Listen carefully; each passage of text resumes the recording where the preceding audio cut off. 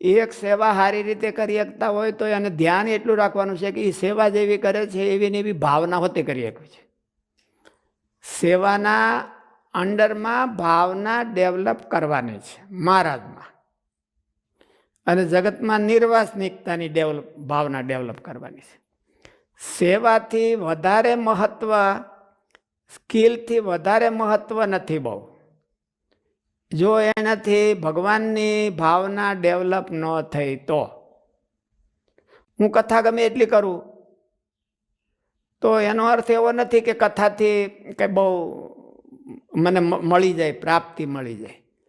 પણ એ કથાથી મને ભગવાનમાં પ્રેમ થયો હોય, એ કથાથી મેં કોઈ ભગવાનના ભગતને સુખી કર્યા હોય તો એનો આશીર્વાદ છે એ મને હેલ્પરૂપ થાય.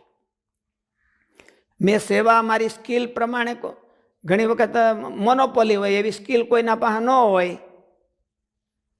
અને મેં સેવા ખૂબ આખી જિંદગી સેવા વાપરી, ઓલી સ્કિલ વાપરી, પણ ભગવાન રાજી થાય એવું કંઈ ન થયું હોય, અને કોઈ ભગવાનનો ભગત રાજી થાય એવું ન થયું હોય તો એ કંઈ કામની નહીં.